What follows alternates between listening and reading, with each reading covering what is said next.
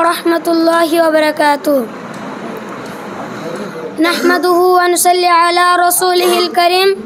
अम्मा बाद फ़अऊज़ु बिल्लाहि मिनश शैतानिर रजीम। बिस्मिल्लाहिर रहमानिर रहीम। तब्बत यदा अबी लहब व तब मा अगना अन्हु मालुहु व मा कसब सयस्ला नारन ज़ात लहब व इम्रअतुहु हम्मालतल हतब फी जीदिहा हब्लुम मिन मसद।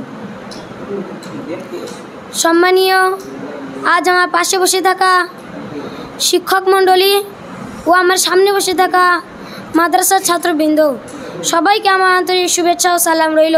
যাবতীয় প্রশংসা, যাবতীয় গুণগান, যাবতীয় গুণকীর্তন সেই মহান আল্লাহ রাব্বুল আলামিনের প্রতি, যিনি আমাদেরকে এই আঞ্জুমান ইসলাহুল কালামে আসার এবং বসার দু চারটি কথা বলার এবং শোনার তৌফিক দান করেছেন। সেই মহান আল্লাহ রাব্বুল আলামিনের প্রতি আমরা সবাই জোরে সুরে বলি আলহামদুলিল্লাহ। তারপর পরই ফিরে আসি যে আমার নবী, আপনার নবী তথা গোটা বিশ্বের নবী আখির पैगम्बर मोहम्मद सल्लल्लाहु अलैहि वसल्लम সেই নবীর প্রতি শত কোটি দরুদ ও সালাম ঝুমঝুম করে বর্ষিত হোক। সবাই একবার বলি আল্লাহুম্মা সাল্লি আলাইহি আল্লাহুম্মা বারিক আলাইহি।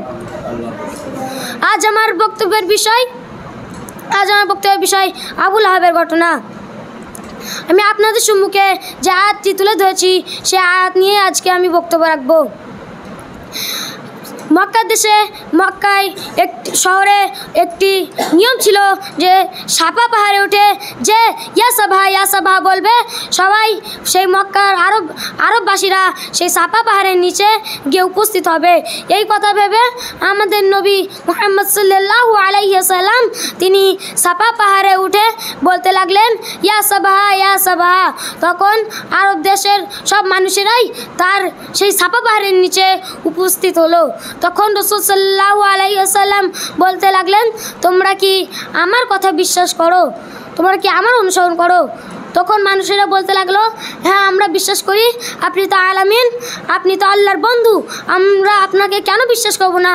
তখন রাসূল সাল্লাল্লাহু আলাইহি ওয়াসাল্লাম বলছেন যদি আমি বলি যে এই পাহাড়ের অপর প্রান্তে একদল সৈন্য যুদ্ধের জন্য দাঁড়িয়ে আছে, তোমরা কি কথাও বিশ্বাস করবে? তখন সেই লোকেরা বলতে লাগলো হ্যাঁ আমরা বিশ্বাস করব, কারণ আপনি তো আলামিন, আপনি আল্লাহর বন্ধু, আমরা আপনার কথা বিশ্বাস করব, আমরা আপনার কথাই অনুসরণ করব।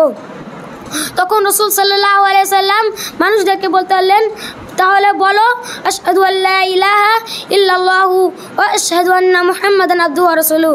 আমি সাক্ষ্য দিচ্ছি আল্লাহ ছাড়া সত্য কোনো উপাস্য নাই, আল্লাহ ছাড়া সত্য কোনো মাবুদ নাই, এবং মুহাম্মদ সাল্লাল্লাহু আলাইহি ওয়াসাল্লাম আল্লাহর প্রেরিত বান্দা ও রাসূল।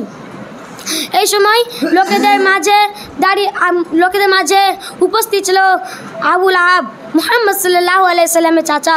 তখন আবু লাহাব বলতে লাগলো হে মুহাম্মদ, তুমি আমাদেরকে আমাদের কাজ ফেলে ডেকেছো। তখন সেই আবু লাহাব গালিগালাজ ইত্যাদি বলতে লাগলো। তখন রাসূল সাল্লাল্লাহু আলাইহি সাল্লাম দুঃখ পেয়ে সেই সাপা পাহাড় থেকে নেমে গেলেন। তখন আল্লাহ রাব্বুল আলামিন দেখলেন যে আমার নবী দুঃখে আছে। তখন আল্লাহ রাব্বুল আলামিন জিবরিল আমিনকে বললেন হে জিবরিল আমিন, যাও আমার নবীর কাছে সূরা লাহাবটি বর্ণনা করে আসো।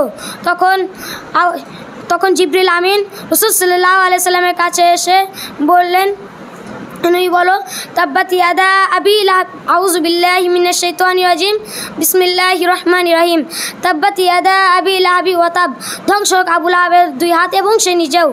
মা আগানা আনহু মালুহু ওয়া মা কাসাব, তার কোনো কাজে আসবে না তার ধন সম্পদ যা সে উপার্জন করেছিল।